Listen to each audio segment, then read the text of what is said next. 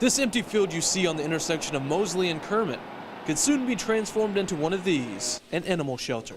And pet lovers like Kathy Wright says it's greatly needed. Yes, there's not only here in Gregg County, but in the neighboring counties, Harrison County, Smith. I mean, it's a problem all over. The new facility will house 260 dogs and cats, compared to the current 130, which means fewer pets will have to be euthanized. Some of the Longview Animal Shelter Task Force, like Alicia Nolte, wanted it at Hensley Park. We need to be in the middle where we're not out of sight, out of mind, we're right there so that people are seeing what's going on. But the land on Kermit Street in West Longview is already donated and ready to go. The City Council will have to approve the location, and funding is still being worked out. But Humane Society Director Stuart Russell is thankful for the progress. We definitely need a new facility. This facility here was built in 1983, and while it's very clean, it's very outdated.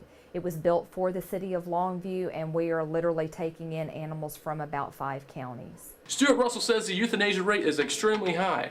Instead of seeing these guys euthanize, she'd much rather see you come pick one of these little guys up. We all want to save pets' lives. We all want what is best for our community. It's all good news for pet lovers. We did need a new one. We needed something. In Longview, Gregg County, I'm Kevin Boyce, KYTX CBS 19 News. Guys, I lost track of time listening to the stories that Wiley Black told me today about his experiences in Pearl Harbor, and I was honored to sit and visit with someone who is a part of history. Retired naval signalman Wiley Black now spends his time checking on his friends at Claremont Nursing Home in Longview. But 71 years ago, he was spending his time raising the flag on board USS Tennessee when the attack happened. And I had just wound it around to make it stable.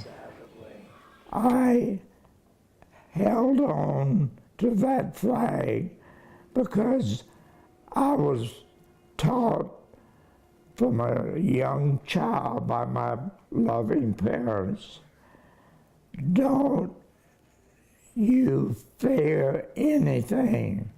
Don't ever give up. The Big Sandy native says that he hated the war, but the love for his country kept him going, and that the $30 a month he received from the Navy was money his family desperately needed. I was willing to fight for my country, but the moment that was over, I wanted out, never to see a ship again to go aboard. While he spent 4 more years in the Navy after Pearl Harbor and spent more time out at sea, he says his crew once hit their own mine that was intended for the enemy, and his ship was close to sinking. The ship was leaning at exactly a 7 degrees angle. And you know what? I was so exhausted, I said, I'm going to get my little pillow off my bunk and come and lie down right here because I love to be in the open.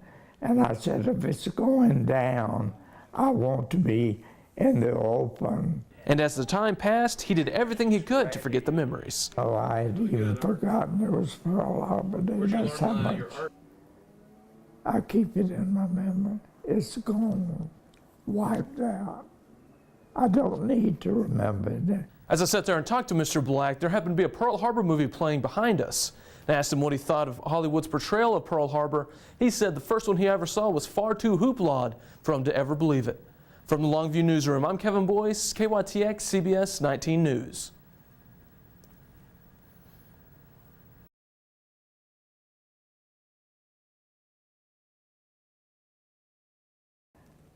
I held on to that flag.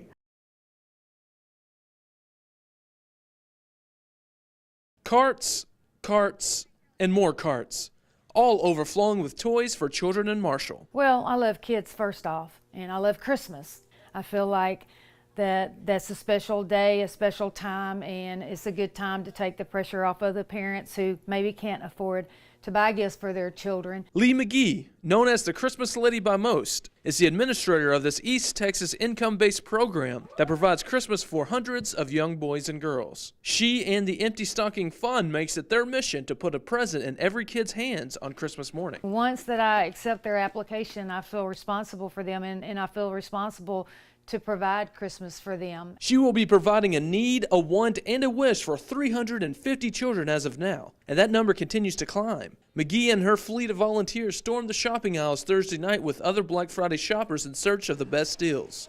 12 carts, $4,000, and over 3,000 toys later, the women headed back to organize the gifts. Lee McGee says it takes hours to separate and organize the 3,000 plus gifts. Separate them into categories of gender and age, pack them in a box, and give hundreds of kids something to open on Christmas Day. I can't stand it. I mean, it just breaks my heart. They're not in it by their choice. 100% of the support given to the program goes directly to the kids and will go directly to generating countless smiles come the 25th. In Marshall, I'm Kevin Boyce, KYTX CBS 19 News.